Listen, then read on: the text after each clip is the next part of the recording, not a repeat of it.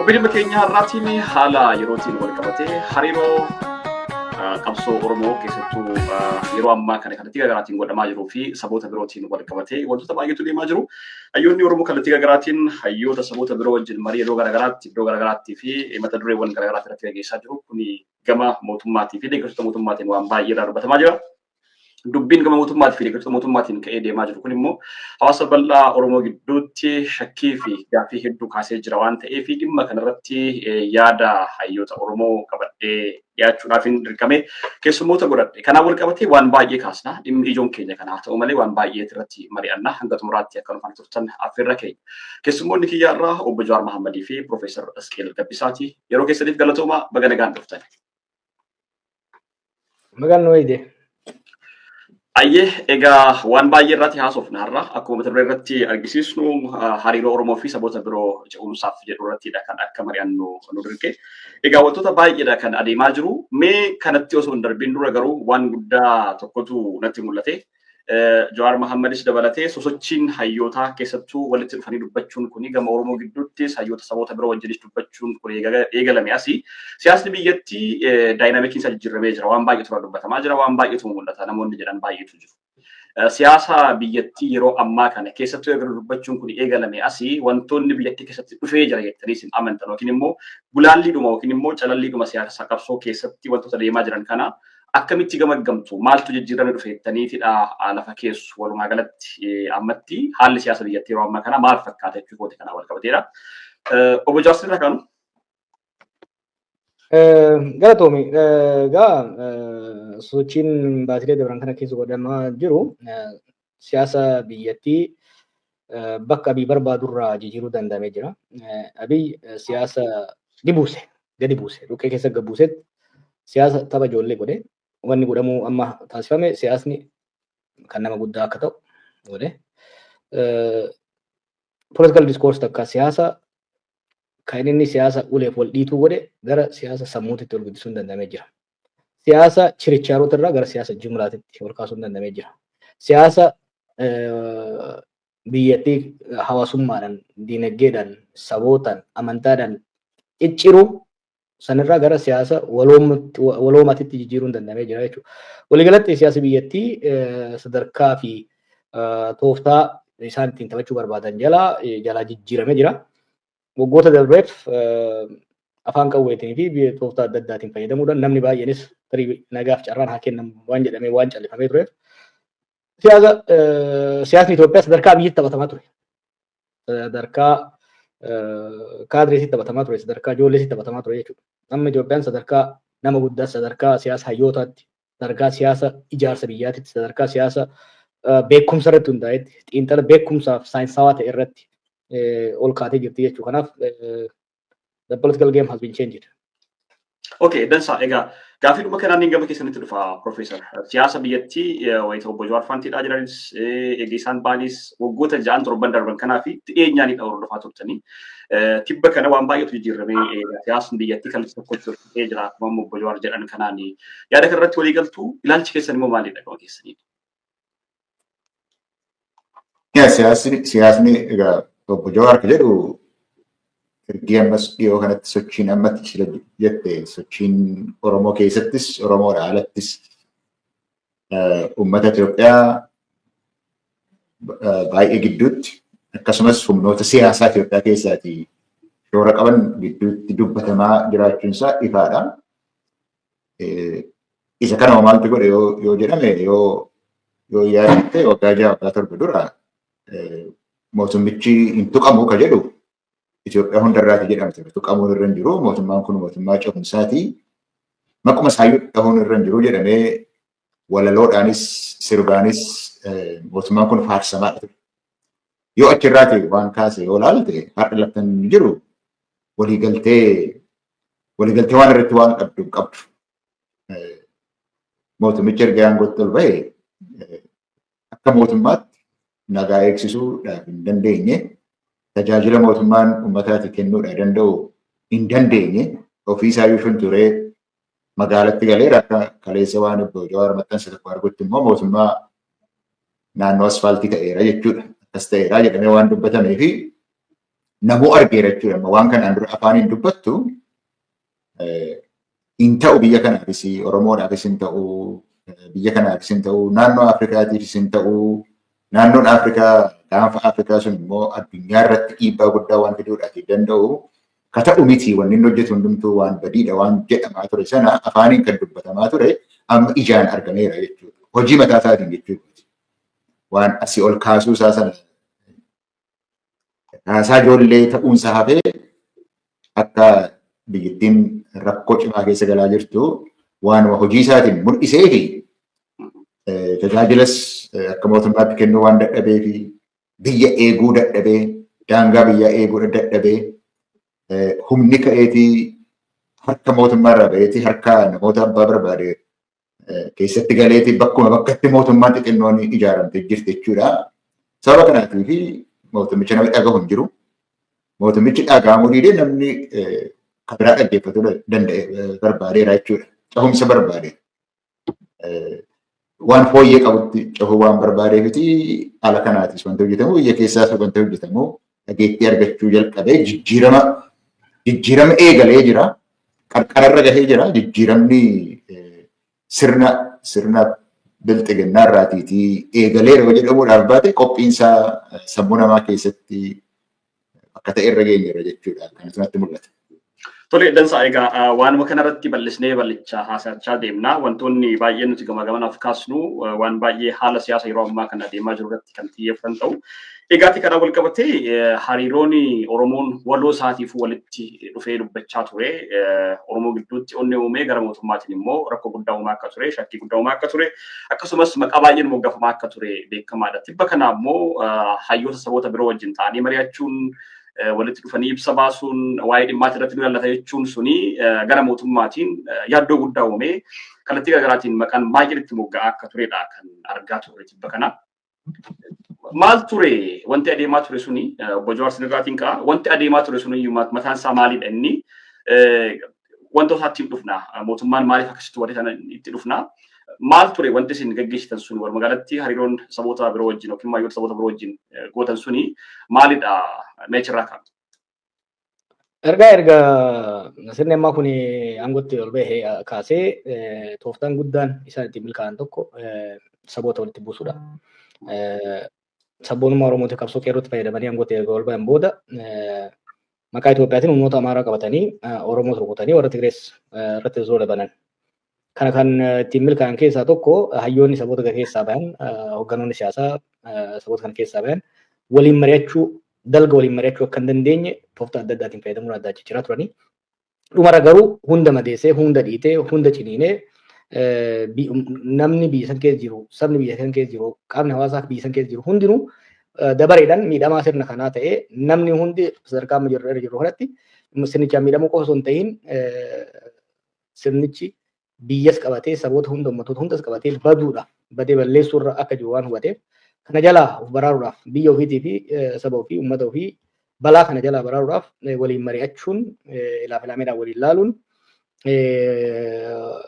akkaataa sirni kun itti gaggeeffamuu fi sirna kana booda immoo balaan amma jiru kun akka nammaanne akkuma torban dabre gaafa dura waggaa haasofnu maqaa itti kennee ture Profeesar Gaheedi biyya baraaruudhaaf biyya wallaanuudhaaf biyya ceesisuudhaaf gareen tokkos kophaa isaatti injifataa ta'ee bahee biyya ceesisuu akka hin dandeenye uummanni hundinuu hawaasni hundinuu hooggansi hundinuu waliin mari'atee waliin haasaa yoo deeme qofa kajoo irratti mariin sadarkaa adda addaatti godhamaa ture. Saboota jidduuttis Oromoo qofa osoo hin ta'in saboonni hundumtuu isaan jidduuttis marii godhaa turanii ammoo sadarkaa waloottis sadarkaa adda addaatti godhamaa jira jechuudha. Gaafii lammataa kana gaafii dura kaafsanii waggaa walitti qabne osoo namni itti hin dammaqin osoo uummattoonni biyyattii itti hin dammaqin abii siyaasa biyya sanii borcee nama hunda wal faallaa dugdaa garaa gochuudhaan waggaa dabre kana dirree keessa kophaa isaa taphataa ture jechuudha. Dirree siyaasaa keessa kophaa isaa taphataa ture jechuudha.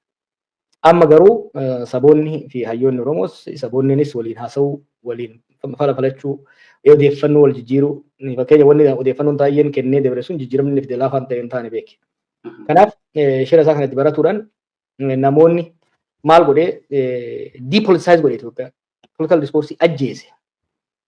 Amma repoliticize godhuu hin danda'ame jechuudha. Siyaasa namni akka nuuf siyaasa namni akka jibbu godhe maaliif siyaasa daa'imaa waan godheef tapha ijoollee tapha dhoqqee keessaa waan godheef namni nuffee hayyuun nuffee irraa goree abdii kutatee ture jechuudha.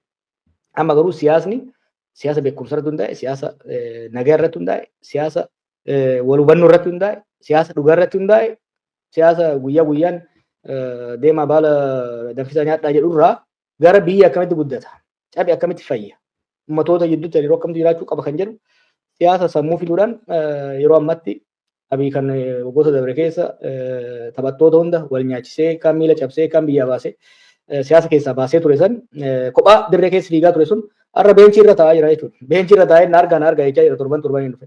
Yoo yaadatte waggoota dabre keessatti abiyyi maal godhaa ture ji'a jatti guyyaa tokko dhufee paarlaamaa irratti haasa'e. Har'a garuu torbanitti yeroo lama sadi yeroo tokko poodkaastiidhaan yeroo tokko miskiina uummata walitti qabee galma keessatti yeroo kaan wayiwataa jira jechuudha. Argaa jechaa jira jechuudha. Kanaaf siyaasni qoqqoodu siyaasni uummata wal ficcisiisaa biyya guddoo uummata guddaa xiqqeessanii suubadalatee godhanii deemuu jalaa badee jira. Keessattuu wanni jalaa dhayame guddaan akkuma reefsu hin jee jalqaba qabsoo Oromootiin aangootti dhufee booda Oromoo ganee maqaa Itoophiyaatiin uummata Amaaraa siyaasa Amaaraa qabatee socho'aa ture. Amma san hunda daangaa san hunda gama boodaa kana immoo waggaa humnoota Amaaraatiin wal lolu Oromootti fiigee siyaasa kaabaaf kibbaa jechuu barbaade. Mariin godhame kun kibbaas of keessaa qaba, kaabaas of keessaa qaba, dhihaas of keessaa qaba, lixas of keessaa qaba. Kanaaf boolliti inni itti seenu hin jirtu jechuudha. Kun game changer siyaasa keessaniiti. Okay, waan gaariidha egaa kana kallattiidhuma kanaan Profeesar Gama keessanitti fida gaafii dhumaa tokko waan ta'etti dabalee jechuu kooti. Hariiroon amma sablammoota biroo wajjin keessattuu bakka bu'oota siyaasaa ta'anii hooggantoota siyaasaa ta'anii warreen intellectual jedhaman wajjin Oromoon isin gaggeessaa jirtan kuni ergama diinummaa yookiin immoo ergama qaama birootiin kan itti dabalamedha malee lafumaa kaa'amee jarri kun waan kana godhaan jiranii waan jedhudha maqaan maxxanfamee kan deemaa jiru. Gaafiidhuma Jawaariif kaasee irrattis waan dabaltanii qabaatan itti dabalaati. Walitti dhufeenya kana gidduu qaamni biroo qaamni alaa keessattuu Gibx Eertiraatti Eertiraan immoo namoota kana ijaartee isinitti fayyadamaa akka jirtutti kaasaa jiru waan ta'eef gama kanarraan gamni ilaalchi keessan maalidha? Wanti duuba kana jiru jiraayii, wanti fagootan jiraayii waan jiru qabu barbaada.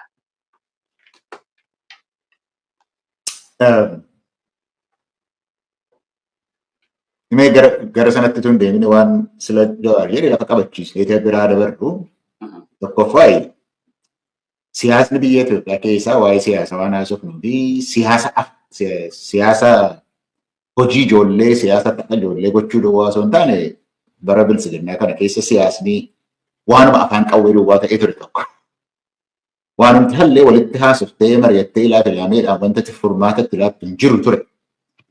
Hundumtuu qawweedhumadha. Lafuma halletti qawweedha. Yoo Tigraay wajjin ta'ee, yoo Amaaraa wajjin ta'ee, Oromoo wajjin ta'ee, waliigalteen yoo dhibee walitti dubbachuun hin jiru qawweedhuma fudhatanii itti deemudha. Siyaasa afaan qawwee kuni latti afaan qawwee duwwaadhaan hin ta'u, humna duwwaadhaan hin ta'u, hojiinsa hojii hayyootaa ta'uutu irra jira, walitti mari'achuutu irra jira. Kan jedhu amma sirriitti dhagahamuu jalqaba. Inni lammataa siyaasa dhimma bu'aa dinagdee lafa uummata Oromoo fuudhanii gurguranii dhimma dhuunfaa ittiin gammaduu duwwaa, ittiin nyaachuu, ittiin dhuguu, ittiin bashannanuu duwwaa akka inni ta'u godhe. Inni kunis irratti mul'ataa jira. Maaliif dinagdee biyyichaatu bakka horii akkuma jirtu facaaste hojii siyaasa duwwaa ittiin hojjettu isa bira darbe. Isa bira darbe hin dhume jechuudha. Hin dhume yeroon isaan dhuma. Horii duwwaa facaastee hin dandeessu. Waraana duwwaa waraantee hin dandeessu. Waraanni sunii fi militarizeeshinii sana waraannii fi waa'ee dinagdee duwwaa gochuun commercialize gochuun sun mataan isaa walitti gaafa daddabalamu siyaasichuma akka namni jibbu ka godhee ture amma garuu furmaatni siyaachuuf akka jiru agarsiiseera. Inni siyaasa dhimma daa'imaa godhan sun lakki biyyittiin kan ittiin bultu biyyi kan bultuuti kan bulchuu danda'u hayyuudha. Biyyittiin hayyuudhaan bulti, beekumsaan bulti. Malee wal'aanummaatii fi shira maxxatuudhaan nama waliin naquu duwwaadhaanii biyyiin bultu kan jedhu amma innis mul'ateera jechuudha. Kun lafa qabsiisuu maatiin kana jedhe. Amma gara bitti deemna yoo jenne wal yaadachiisuu maatii waan kanaan dura dubbannes sirni kun waan amma nuti goone waan godheefi homaas hojjechuudhaafi furmaatas fiduudhaaf waan hin dandeenyeef buqqa'uutu irra jira. Buqqisuun isa jalqaba buqqa'ee irraa deemuutu irra jira. Uummanni aangoo siyaasatti deemuutu irra jira. Siyaasa keessa uummanni jiraachuutu irra jira. Kanaaf buqqa'uutu irra jira. Waan dorgommii jedhanis dhaabbilee siyaasaa jedhanis uummatas qulqulleessa keessaa baatee moggaatti waan baase anuma duwwaa waan jedhu suni akkasitti akka hin taanee fi boqqa'uutu irra jira. Jijjiiramatu irra jira. Utuu dhiibbaan yeroo irratti godhamu mootummaan kun dhiibbaa sana dhagahee waan namni jedhu dhagahee karaatti hin deebi'a ta'e silaa wayyeeyyuu ture. Amma garuu inni akka hin danda'amne waan agarsiisee fi boqqa'uutu irra jira. Biyyi baay'ee miidhamee waan jireef bayyannachiisuudha barbaachisa. Biyya baraaruu immoo barbaachisa. Baraaruu jechuun sun immoo yeroo baay'ee akka mootummicha baraaruutti dubbatama. Akkas miti waa'ee mootummaa baraaruu miti buqqisamee biyyi baraaramuu irra qaba gaafa jennu namni nagaadhaan jiraachuudhaaf danda'uudhaaf baraaruudha. Ummaticha baraarta jechuudha. Biyyattiinis waldiigamsi dhufee rakkoon uummata keessa jiru akka ittiin baay'inatti baraaruun barbaachisaa. Sadaffaan isa kana fuutee immoo bayyannachiistee ceessuu barbaachisaa. Kanadha irratti turre waan akka mana gaafatte ergama biraatiif hojjettuu Masriidhaa Eritiraadhaaf hojjettuu ka jedhu eenyuyyuu karaa kanaa eenyuyyuu biltsiginnaa dhiisii eenyuyyuu nuunis ta'e warra Oromoo keessa jirru nuunis ta'e warra kaanis himatuudhaatiif hin danda'u. Kan himatuudhaaf hin danda'u. Inni dheengadda Eertiraa waamee Eertiraadhaa wajjin waan beeka biyya sana keessatti hojjete attamitti asa wala takkaadhaan galagalee immoo Eertiraan diina seenaati. Diina seena keessaati sababa kanaatii fi Eertiraadhaati ergama fudhatu kan jedhu kaabinee isaanii keessa kan jiran jiru. Isa namaan jechuudhaati hin danda'u. Warra Oromoo keessa jirru immoo tasa takkaa karaa himatamnee hin beennu amma isin himatannu fedhii uummata keenyaatiif keessa jirra malee baraaramuu uummata kan biraatiifis keessa jirra malee horiidhaan utuu jijjiiramuun hin barbaachisa ta'e silaa jalqaba kan keessaati argatu. Bu'aadhaaf hojjetamu ta'e jalqaba irraati kan bu'aa buufatu nuti ture jechuudha. Kaleessa waan hin godhin har'a ta'uudhaaf hin danda'amu. Yoo Masriis ta'e Masriittis dhaqanii kan wallaahi jedhanii himanii qabeenya biyyattii fuudhanii dabarsanii kan itti kennaa kan ture isaanuma akkasuma galagalchanii nama nuun akkasidha isin jechuudhaatiif hin danda'amu. Durittis ittiin himatamne biltsiginnaan immoo kana irratti nuuf himatuudhaatiif hin danda'u jechuudha kan jedhetta. Tole, dansa obbo Jawaar gama keessanittiin deebi'a. Gaaffiidhuma kanaan wal qabatee egaa waan baay'eetu deema asirratti ajandaa garaagaraatu deema sadarkaa namoota gurguddoo biyyattii qabduutti gadi ba'aniidha waan kanarraati haasaa turan waan ta'eef irra deddeebineetidha kaasna wantoota baay'eetu adeema waan ta'eef jechuukooti.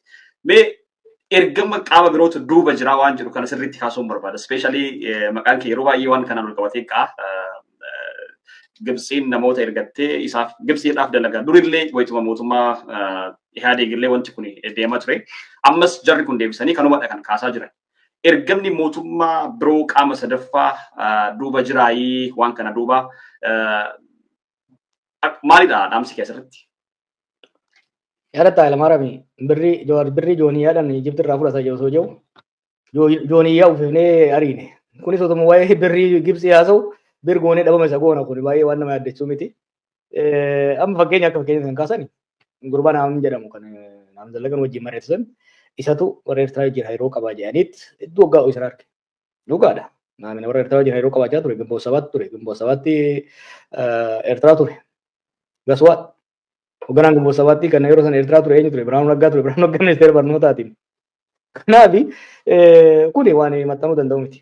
Nuti yeroo danja'a keessattuu Oromoo keessaa baate uummata bal'aa hammana gahu humna guddaa hammana gahu uummata dhugaa qabu akkamitti maxxantuu taata namarratti Oromoo irratti akkamitti maxxantuu taata maal dhabnee abbaa federaalatti maxxannanu Abiy Barre kan deemee ashkar warra Imireetii ta'ee akka rabbiitti isaa waaqeffataa ooluuf beekumsa hin qabu deeggarsa uummata keessaa hin qabu imaammata hin qabu lola osoo ittiin qophaa'in itti seene baraaruudhaaf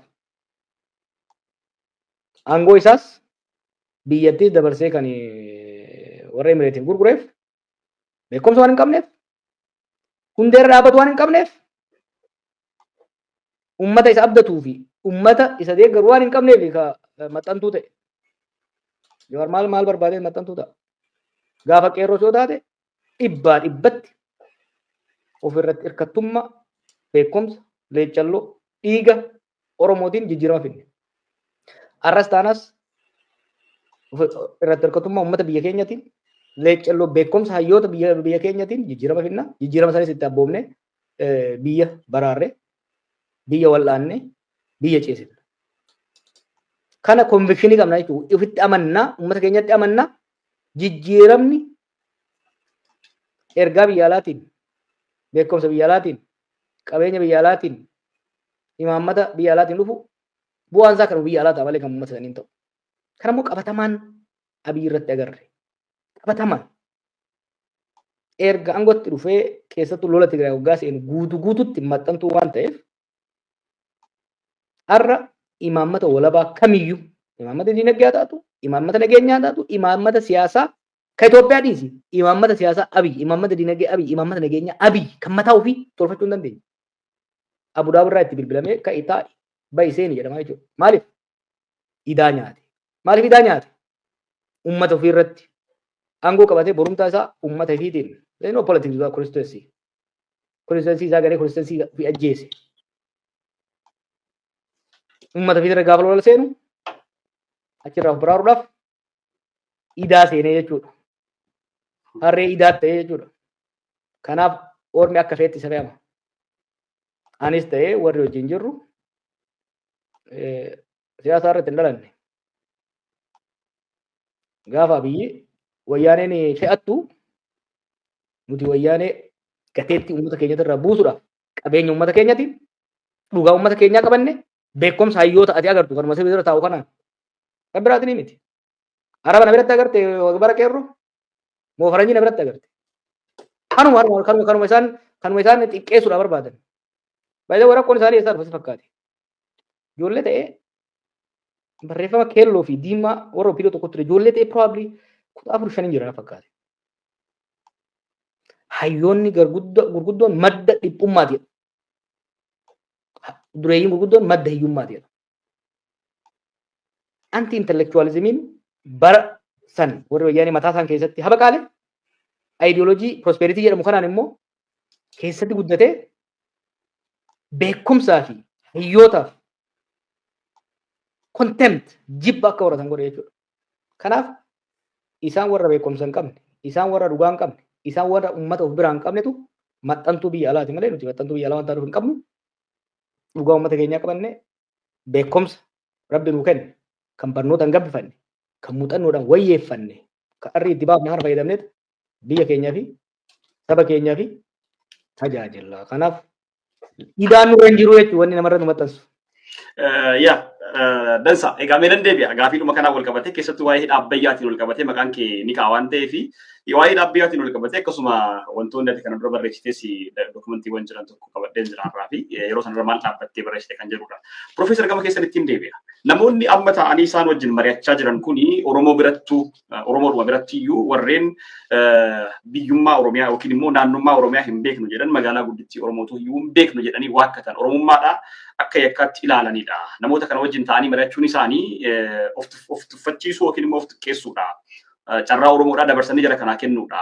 Waan jedhanidha kaasanii ittiin haasa'amaa ture ittiin badarbe kana. Namoota baay'ee maqaa kaasanii achi keessaa ta'aa turan jechuudha. Viidiyoowwan kanaan dura isaan haasaa turan, intarviiwwan kanaan dura isaan kennaa turan keessaatii fuudhanii wanta santu adeemaa ture. Dhimma waa'ee dantaa Oromoo dhiisanii taa'anii mari'achuuti dhimmi isin tibba darbe godhaa turtan kuni akkamitti ibsitu waan kana? Akkuma sila jedhe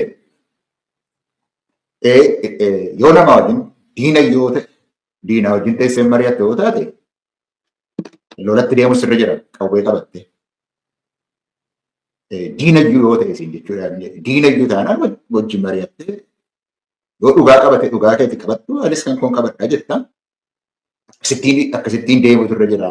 Siyaasni Itoophiyaa siyaasni afaan qawweetiin ta'uun isaa sirrii miti. Irraatii of baraaruu qabna gaafa jedhamu achirraatii bahuun nurra jira gaafa jedhamu mariidha goona. Mariidhaan hojjennaa jechuudha. Sila jalqaba waan sadan sana keessaa ka deebisaa jirru biyyi kun yoo karaa amma jirtu turre itti deemtee waan nuti siyaasa jedhamu hundumtuu garaagarummaan ilaalchaatii hundumtuu garaagarummaan siyaasa hundumtuu qawweedhaan haa ta'u yoo jedhama ta'e itti fufuun hin danda'amu. Inni garuu wanta inni biyya godhe mul'ateeraa miti jedhe. Kanaaf diinayyuu taanaan diinaa wajjinuu taanaan teessee haasa'uudha qabda. Haasofteetii ilaaf ilaameedhaanii xumuruudha qabda. Kun immoo waan al takkaati gootee dhumu miti yeroodhaan garaagarummaan ilaalchaa garaagarummaan siyaasaa waan dhalataa deemuufi qawwee dhiisnee mariidhaan ilaaf ilaameedhaan seera deematu nurra jiraadha ka jennu. Kun ilaa dhugaataa dubbatuudhaaf namoota warra afaan Oromoo dhagahuudhaaf egaa Oromoo keessaatti waan bahuuf waan ani jechuu barbaadu.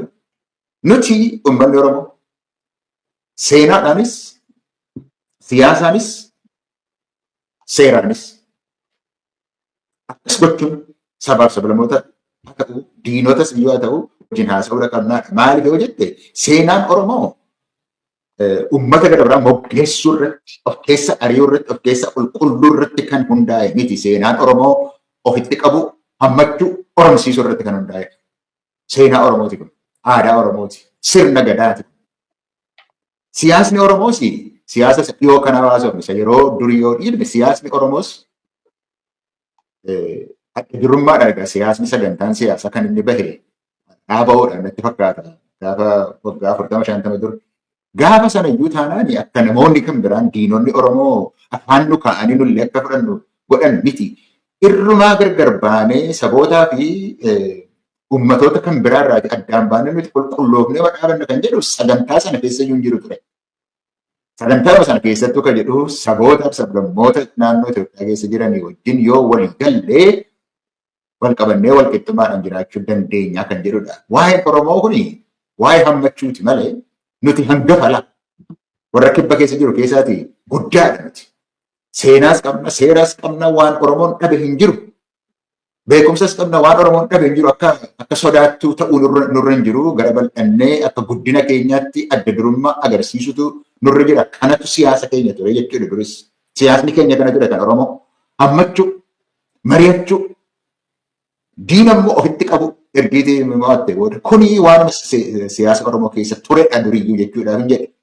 Ammas immoo taanaan seeraanis yoo naannoo Itoophiyaa keessa jirra ta'e itti buqqaanee baana yoo jenna ta'e iyyuu Itoophiyaa irraati buqqaanee baanaa irratti fudhatama yoo ta'e inni iyyuu seeraanidha kan inni ta'uu danda'u.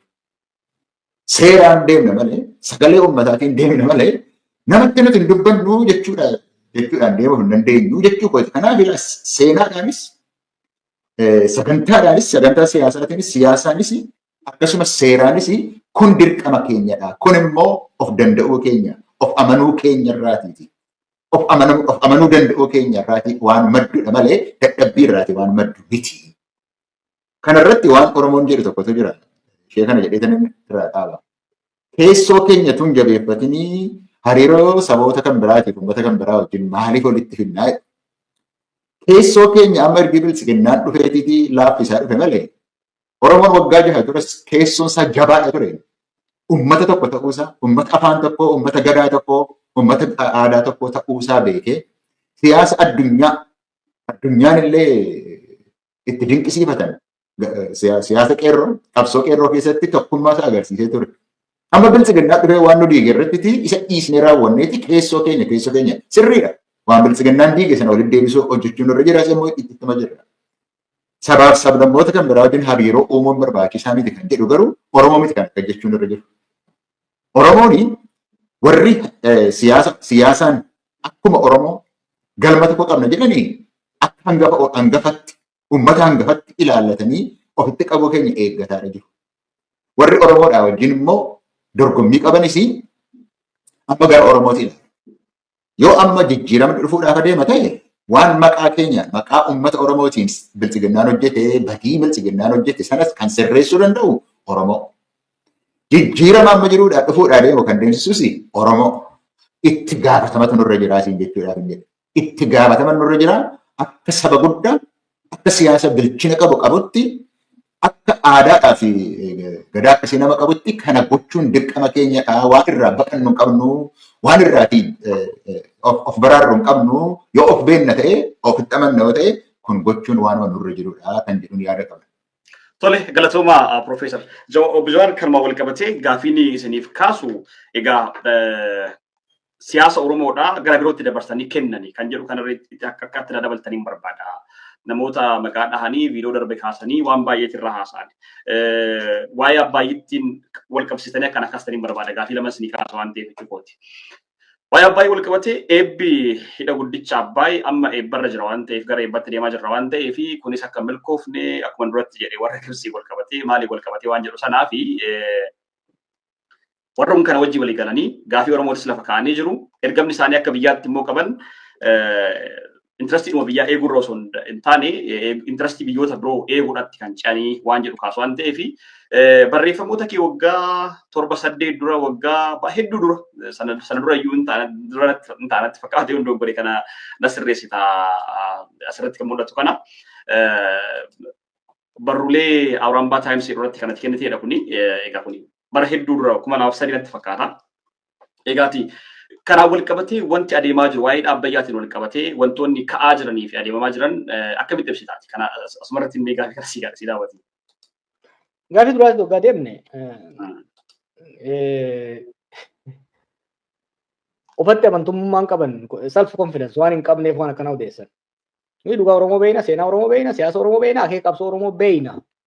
Tarkaanfachiisee beekna. Tiyoorii qofaan practically dantaan Oromoo eessa akka ta'e, qabsoon Oromoo akkamitti akka deemu, dhugaan Oromoo akkamitti himamuu akka qabu hojjennee qabatamaan hojjennee beekna. Dhugaa Oromoo, haqa Oromoo, dantaa Oromoo namatti miti seexanatti himuu dandeenya jechuudha. Seexanatti himuu dandeenya. Kana immoo hojiidhaan agarsiifne, is not theoretical. Hojiidhaan agarsiifne. Saboota biraa wajjin haasa'uu kan jedhu immoo har'a kan eegallee miti. Bara qabsoo sanis ejjennoon clear ture. Eeguma jarri kun aangootti dhufe maali bara 2018 irraa kaase Oromoonis injifannee qabate kan akka cimsatuuf.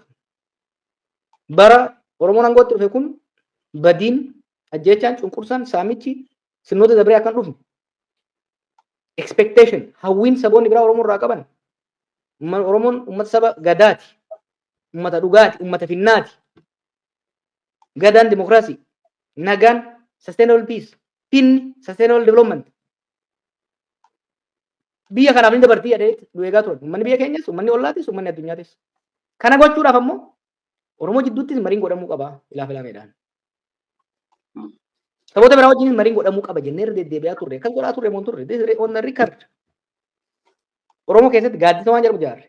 Sabaaf sablammoota fakkeenyaa fi ummatoota biyya isaaniitti wal dura dhaabbachaa turan jechuun siyaasni wal dura dhaabbataa turan uummata Amaaraa fi Oromoo jidduutti gaafa qabsoo waan Oromoo Amaaraa ijaarree qabsoo gaggeessaa ture. San booda mariin sun garaagarummaa siyaasa seenessa kaleessa irra jiru.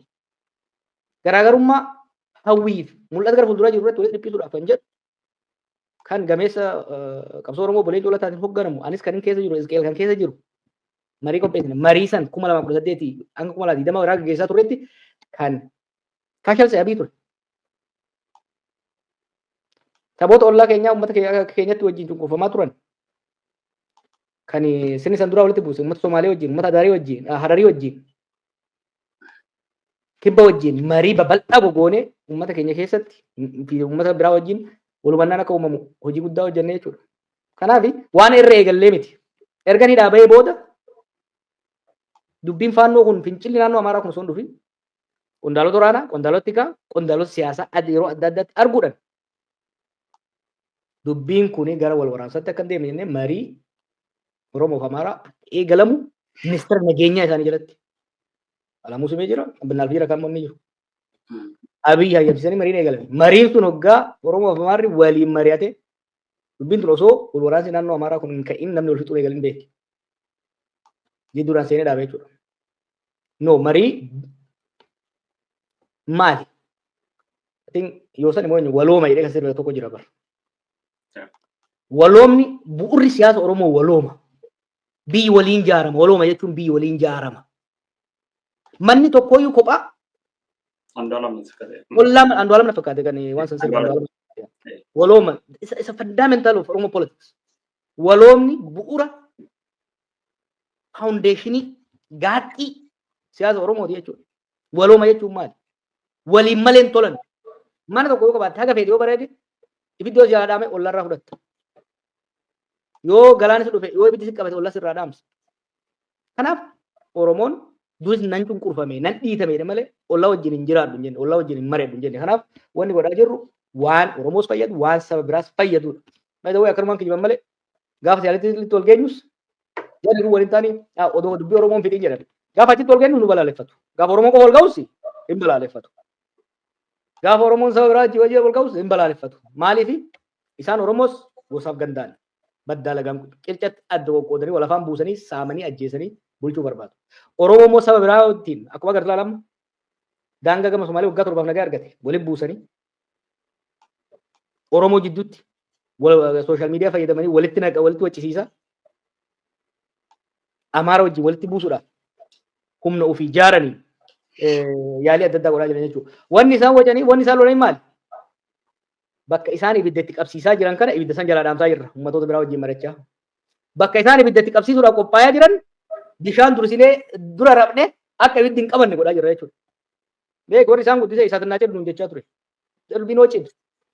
Qophaa margi magariisni akka hin gogne bishaan obaasaa jirra. Margi gogee yoo jiraate immoo san immoo bishaan irra rabnee akka ibiddi san qabanne godhaa jirra jechuudha. Wanni hirriba isaan kutee wachiisaa jiru kana. Kan abbaan wal qabatee eebba abbaayii gubachiisuudhaaf. Hidhi kun akkamitti gubata? Kan silaa gubatuu danda'u jaaramuu isaati. Jaaramuu isaatiyyuu walakkaa dura. Tani as wanni gubatu hin jiru. Waa'ee seenaa kakaafte waa'ee seenaatiin of jajuus hin barbaadu. Dhimmoota tarii isaan ittiin hamatanii fi ittiin hamatamuu hin dandeenye keessaa dhimma kanarratti. Bara mallasu lubbuun jiru bara isarratti qabsaa godhaa turre san keessaa waan mootummaan sun hojjete waan wayyaaniin hojjete waan mallas hojjete keessaa kan hin deeggare sirna dhimma bu'uura laga hidhaa guddichaa kanaati. Maaliifi uummata Oromootiifis uummata Itoophiyaatiifis hedduu barbaachisaa strategic move waan tureef. Kanaaf mallas galata guddaa qaba. Yeroo sanitti yeroo humnoonni meeqa humnoonni maqaa Itoophiyaatiin kakatanii waakkatan mormaa turanitti wanni kun sirriidha mootummaan kanarra deeggarame deemuu qaba jedheetiin barreessaa ture. Ammas taanaan kan Ijiptiif karaa bane Abiyyi. Barruun biraa jira waggaa 5 dura kan hin barreesse kan gidduu kan ijoolleen sheer godhaa jirtu. Karaan ittiin Ijipt dantaa Itoophiyaa bishaan kanarratti miidhuu dandeessu sadii. Tokko walitti bu'iinsi keessoo Itoophiyaa hojii taate walitti bu'iinsi san hammeessuudha. Lama Itoophiyaa fi biyyoota ollaa walitti buusuudhaan Itoophiyaan leecalloo sii qabdu, risoorsii sii qabdu. Hojii gurguddaa bishaan irratti walilatu hojjechuu osoo hin taane lola irratti akka qisaastu gochuudha. Sadaffaan dippiloomaasii addunyaatiin fayyadamuudhaan Itoophiyaan deeggarsa diinagdee bishaan sii risoorsii bishaan sii akka siin fayyadamne dhorkuudha. Gaswaat kan kana sadeeninuu Ijiptiif karra bane. Takkaa Itoophiyaan karra ishii akka ammaa Ijiptiif bantee beektu. Akkamiin? Keessoon yoo fudhate Itoophiyaan akka ammaa wal waraansaan daakamtee beektu. Bara Mangistuu Hayilamaariyaam illee hagana daakamtee beektu tokko. Lammaffaa Itoophiyaan seenaa isii keessatti takkaa olloota isii kan hundaan bifa kanaan wal loltee beektu. Har'a Somaaliyaadhaan wal faalla, Suudaaniin wal faalla, Eertiraan wal faalla, Jibuutiin wal faalla, Keeniyaa wajjinuu irra gubbaadha. Internationally Itoophiyaan seenaa isii keessatti bara Mangistuu sanuugaa barri islaa hamaa Itoophiyaa dhufu bara Mangistuuti. Barri Haayile Sillaasee barri Mallasaa bara dippiloomaasiidhaan addunyaa irratti Itoophiyaan gahee guddaa qabaachaa turte. Bara Mangistuu sanuu yoo xiqqaate Eastern Bloc kan jennuun Itoophiyaa cinaa dhaabbata. Har'a Itoophiyaan Abiyyiif galanni haa ga'u biyya takkittii qofatu akka kiristinnaa abbaatii ta'ee Abiyyiif dhaabataa jira. Emirates. Total isolation. Biyyoota hunda Ijipti martee keessa kaa'ate. Kan agarree bar gaafa Somaalee wal dura dhaabbatan. Gaafa Somaaliyaan wal dura dhaabbatan, gaafa Asa Sheekii fi Abiyyi wal dura dhaabbatan. Raashiyaa, Chaayinaa fi Ameerikaa wal ta'anii Somaaliyaa deeggaran. Maaliif diplomatic collapse.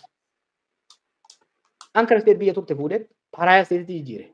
Kanaaf ufii balleessee karra sadan Itoophiyaan silaafirraa cufuu qabdi. Kan keessoo kan ollaaf kan addunyaa Ijipti banee hoggaa Ijipti kara sadiin kwaasii sadi goolii itti galchitu nuti qofa qabuu barbaada. Nu kan godhaa jirru maali? Amma rivarsi godhuu jirra. Maal godhaa jirra? Keessoon Itoophiyaadha. Mariif qawween dhaabbate siyaasni Itoophiyaa afaan qawweetirraa gara afaan hayyootaatti gara xarapheezaatti akka dhufu. Keessoon Itoophiyaa akka cimu nageenya akka dhufu. Ollaa wajjin walitti gaarreeffannaa walitti dhaadachuu osoo hin taane dantaa qabnu waloodhaan akka tarkaanfachiifnu. Ejjannoon dippiloomaasii addunyaarra nuti qabnu akka fooyya'uuf kan carraaqaa jiru. Baay'ee ta'e tokko siimeen deema. Baruma wayyaanee sana amma Ijiptiin na kaasatu turan. Gaaf tokko arbina kaasee Profeesar Isqaayil wajjin Ijipti dhaquudhaa daa'ine OMN waggaa wayii tokko kabajuudha. Profeesar na dura rabbi gargaaree dura dhaqe. Hogganaan dhaqqa can godhanii na hidhan. Na tursiisanii diippoortii na godhan. Dhimma kanarratti waan yeroo san barreessaa ture. Akkuma jiruun guruppiin wajjin jiru blaaklistii irra godhanii maaliif waan barreessaa tureef san booda yeroo qabsoo qeerroo san Isaan wajjin akka hojjennu dhiibbaa godhaniin dhiibbaa isa waan dinne jecha gara suura qaama biyya jiru. Saaliyaa saamii dabalatee eerpoortii Kaayirootti qabamanii jechuudha. Kanaaf seenaa baandummaa seenaa ergamuu hin qabnu. Seenaa ergamuu kan qabu biyya keessatti OPDOdha. Seenaa ergamuu kan taatu taate. Seenaa ergamuu OPDOon biyya keessatti ergamaa turte ergamaa biyya alaa kan godhe immoo maqaa Oromootiin Abiy jechuudha. Kan Imireetiif ergamaa jiru. Nuti ergamnee hin beeknu. Ashkaras taanee hin beeknu. Duyda harree hin qabnu kan abbaan fe'utti fe'ata. Desa, okay. Gaarii, Profeesar gaafiidhuma kana guulamnee gara mata duree birootti ce'uu fi gaafiidhuma irraa mayitiin isinii kaasa. Gaafiin inni isinii kaasu maal inni mariin hayyoota saboota biroo wajjin gaggeeffamu kuni wal hubannoodhumaaf immoo hanga dhumaatti deemee gara teessootti wal geessuudhaaf wal utubuudhaa kuni garamitti nu geessaa waan jedhu kallattii garaatiin kaasu namoonni. Wal hubannoodhuma qabsoo gidduutti godhamu gara isaaniitiin godhamu diina hir'isuu qabsoo irraatii diina hir'isuu saba irraatii waan godhamaa jirudha moo gara teessootti wajjin deemuudhaa fi waan jedhu kaasu namoonni baay'een warri mootummaatis kan ajandaa godhanii kallattii garaatiin kaasu waan taasee fi ijjannoon keessa maalidha asirratti? Nuti Oromoon siyaasni Oromoo waggaa nama 60 gara 70 siiqe. Yoomiyyuu taanaan ka biraarraati lafa fudhannaa, ka biraarraati aangoo fudhannaa ka jedhu qabaatee hin beeku. Oromoon kanumti koo naaf deebi'u. Nuti akka uummataatti, akka sabaatti, akka saba tokkotti mootummaa mataa keenyaa qabna turre nuuf deebi'u. Ofii keenyaaf bulchaa turre akka ammas ofii na bulchinu. Haqa dinagdee qabna, haqni keenya nuuf kennamu malee kan biraan nutti dabalamu miti. Irraayyuu dhiisneeti jiraataa jirra nuti. Oromoon iddoo bira walaatti ciccitee kana fayyuu jira. Irraayuu dhiisneeti jiraataa jirra sabaaf sablammootaa ta'e. Aadaa keenya, eenyummaa keenya numti abbaatti taanu jennee gaaffii kaasne malee kan biraan nuti bulchuun nurra jira jenneen kaafne. So gaaffii kana hin qabnu. Gaaffii aangoo giddu galeessa sabaaf sablammoota Itoophiyaa keessa jiran humnoota siyaasa kan biraa jiran wajjin hin hojjennu ka jedhu gaaffiin Oromoo keessatti ka'ee hin beeku. Haqni keenya haqa qabna, haqni keenya nuuf deebi'uudha. Isa immoo dabarsinee yoomiyyuu laalla.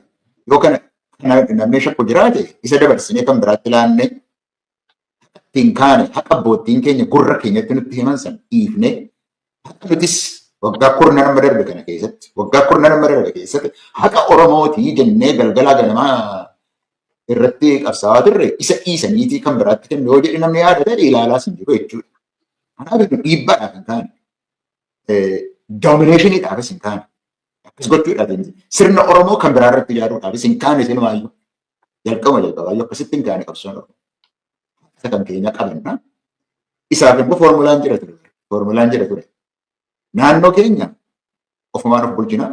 Biyyattii Itoophiyaa immoo waliin bulchinaadha. Yoo kun deebi'ee nu gahaammaatiidha.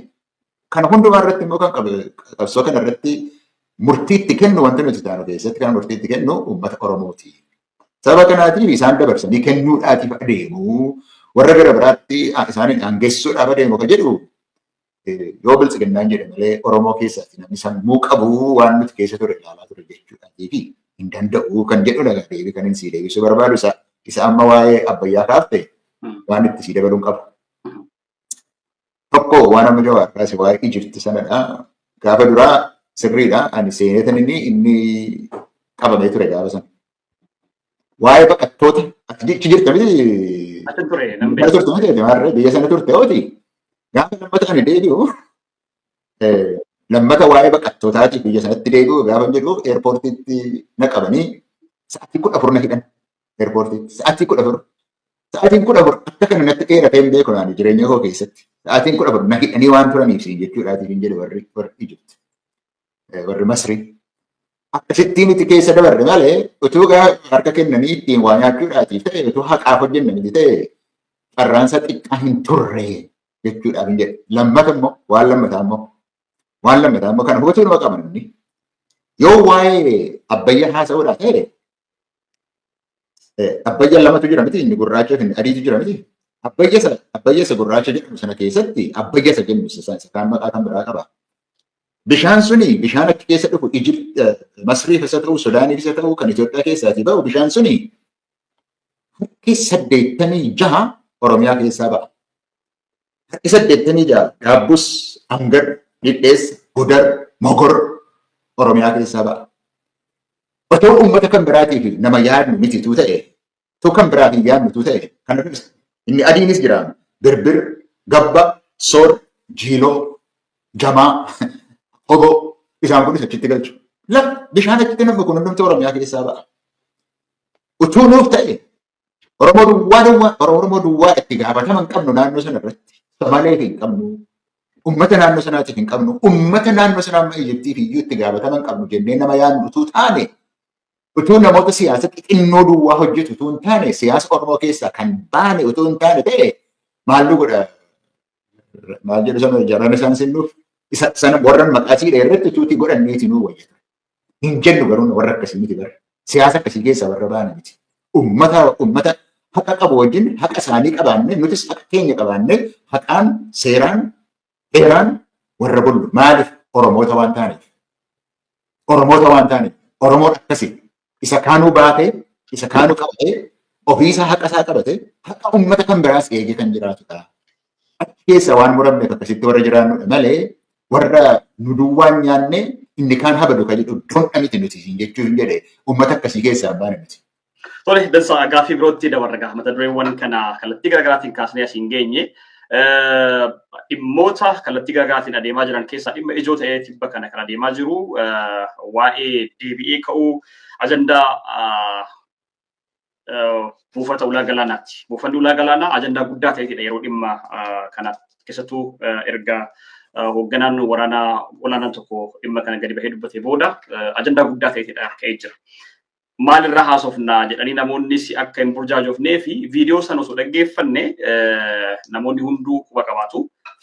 Maal jechuu akka ta'es viidiyoo sana booda walirraa kaasnee kallattii garaagaraatiin waan irraa haasofnu qabaanna. Mee viidiyoo chaa dhaggeeffannu isinis daawwattoonni keenyas affeereen deebi'a. እኛ ጋር ነበረ። ይሄ ባህር አሰብ ነው የነበረው። አሰብ ደግሞ እንደምታውቁት ራስ ገዝ ነው የነበረውና ብዙ ነገሮችን ማንሳት ይቻላል። ወደ ሚዲያ ባናመጣውም እነኚህን ነገሮች መጓዳ በደንብ ማውራት ጀምረናል ከነሱ ጋራና ይህንን ባህር የምንፈልግበት አክሰስ የምንፈልግበት ጉዳይ ሰርቫይቫል ኢንትረስታችን ሆኗል። አሁን ባለበት ሁኔታ ኢት ቢኬም አወር ሰርቫይቫል ኢንትረስት ዝም ብሎ እንደው ለፕራይድ ሳይሆን እንደው ባህር በር ማግኘት አለብን ብለን ከመናፈቅ ሳይሆን አሁን የህልውና ጉዳይ ሆኗል። ይሄ ደግሞ በመሪዎቻችንም አፍ ጎላ መልኩ ሲነገር እና ሲነሳ የነበረ ጉዳይ ስለሆነ ሰርቫይቫል ነው። ስለዚህ ሰርቫይቫል ደግሞ ማንኛውንም አይነት ዋጋ የምትከፍልለት ስራ ማን አይነት ብሔራዊ ፍላጎት ነውና ይሄ ባህር Egaa hammana yoo dhaggeeffanne namoonni baay'een viidiyoo kallattii garaagaraatiin argachuu danda'u. Viidiyoon biraas jira. Mata dureewwan 4 lafa kaa'aniitidha irraa haasa'u hooggansi waraanaa kuni. Meejar Jeneraal Tashoma Gammachuu jedhamu waa'ee dhimma ulaa galaanaatiin wal qabatee gatii kafalamu kamuu kafaluudhaaf qophiidha jedhu yeroo kanatti. Kanas sababoota kallattii garaagaraatiin ka'an seenaadhaan wal qabsiisanii dhimma nageenya Itoophiyaatiin wal qabsiisanii waan baay'eedhaan wal qabsiisaniitidha kan kaasanii. Obbo Jawaar yeroo kanatti ajandaaleen akkanaa kun dhiibanii gadi bahuun isaanii siyaasni biyyattii fi keessattuu dippiloomaasiin Itoophiyaa fi Eertiraa boraa akka ture beekamaadha. Yeroo kanatti sadarkaa kamirra gahee jedhamee haasa'amuu danda'a. Haasichas akkamitti ilaalte haasaa hooggansa waraanaa kana? Haasaan haasaa bareedaadha dhugaa dubbannu. Gaafa ajandaan ulaa galaanaa gadi bahu Abiy gadi bahee zabarraqee dubbii balleessuurra osoo namoota waan haasayan beekan ka akka jeneraala kanaatti kennee ture osoo warra akkanaatti kennee ture dubbiin Somaalilaandii laaqameen badu Somaaliyaan caccabdee turte sun Itoophiyaa salphisuu hin dandeessu turte kasaaraan dippiloomaasiin dura gahee hin gahu ture. Yaada jeneraaltichaa fudhatu dhabuun waan biraa ta'e the way he articulated the issue is spot on.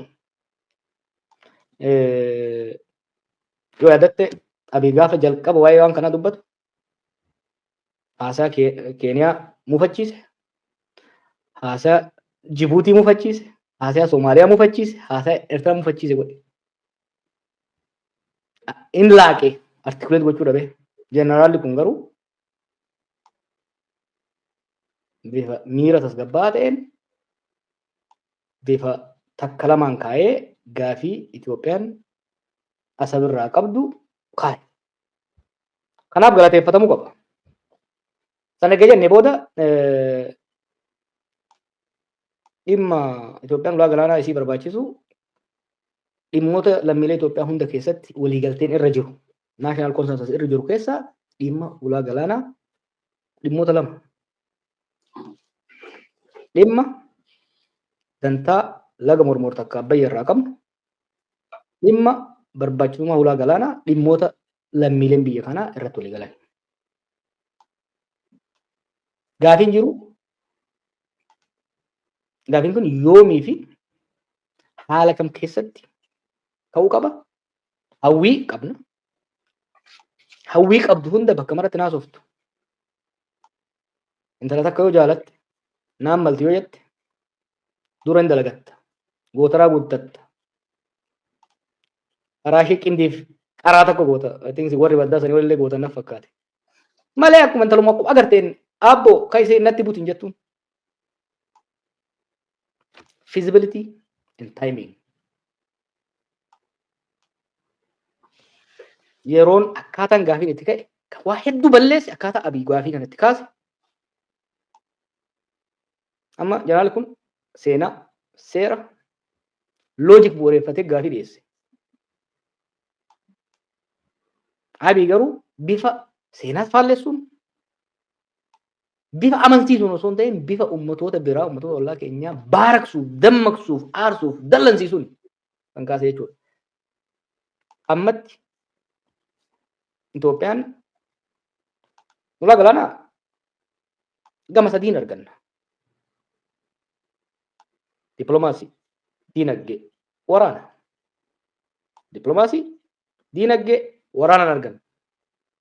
Dippiloomaasiidhaan amansiifnee, olloota keenya amansiifnee, seera addunyaatiif dippiloomaasii hawaasa addunyaa amansiifnee yoo dandeenye. Yookaan diinagdee fi leecalloo akka biyyaatti qabu. Barruu tokko keessa barreessee jira biyyoonni ollaa keenyaa kun hundi nurratti wal dorgomuu qabu. Ulaa galaanaa koomershaalii fi seekuritii nuu kennuudhaaf. Maaliif? Diinagdeen naannichaa guddaa nu qaba. Uummata konsuumar guddaa kan qabu nuyi. Nageenya naannichaas yoo kataatu taate amma babbadee waraana laafate malee gama waraanaatis humna guddaa mobilaayiz godhuu kan danda'u Itoophiyaan. Kanaaf biyyoonni ollaa keenyaa ifii jecha nu jecha osoo hin ta'in ulaa galaanaa nuu kennuun isaaniif nus fayyada. Garuu akka itti dhiyeessinu immoo akka nus isaanis fayyadu gochuudha. Kammi sadaffaan dippiloomaasiin ta'uu baatee diinagdeen ta'uu baatee gara waraanaa deemuu dandeessa. Sadaffaa irratti aslaas riizoort. Sadeen kun maal gaafata beektaa? Dhimma yeroo kan isin jedhe. Dippiloomaasii irratti naannoo sanii fi olaantummaa naannoo saniitti olaantummaa qabaachuu qabda. Addunyaa irratti dhageettii qabaachuu qabda. Dippiloomaasiidhaan harka micciirtee fudhachuudha. Amansiiftee harka micciirtee fudhachuudha. Diinagdeedhaan immoo hawwattee olloota kan wal dorgomsiiftee nasii wayyanii si wayyaanii akka dhufan gochuudhaaf diinagdee saffisaan guddatu. Kan qonni isaa babal'achaa, manufacturing sector isaa guddachaa, import exportiin isaa dabalaa, biyya bira dabree ollaa guddisuu danda'u gaafa jaarratti. Gama waraanaa noo waraana biyya ofii tasgabbeessee biyya keessatti tokkummaaf tasgabbiin guutuun jiru. Mirkaneessitee waraanni biyyattii hojii keessootiin kan hin qabamin daangaa ofii eeguu bira dabree daangaa biraa ce'ee qabachuu yoo danda'u taate.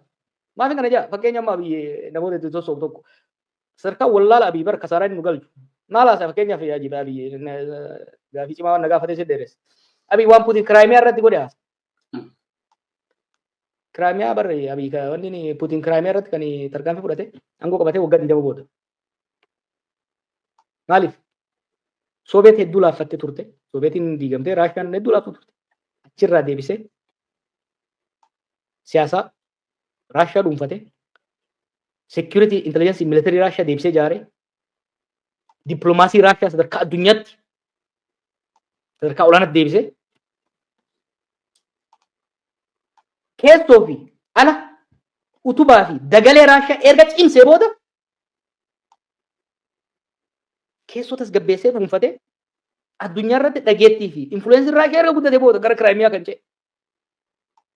Imagine Putin akkuma Gorbaachoo irraa fuudha naayim ijaarsa inni irraa fudhate irraa fudhateen yeroo doohun bakkuma taa'uyyuu gadi hin qabatin osoo laaffatee osoo jirutti osoo darree ta'ee jirutti yeroo intelijansii deebisee hin ijaaranitti waraana deebisee hin ijaaranitti diinagdeen harka kabals turetti kiraayimiyaan qabadhe osoo jedhee kabalamee deebi'aa jechuudha. Kiraayimiyaadhaaf osoo deemu silaa Mooskoo dhabuu danda'atu. So let's be serious gara fuulduraa yeroo fudhannee akka irratti haasa'uu nuun barbaada.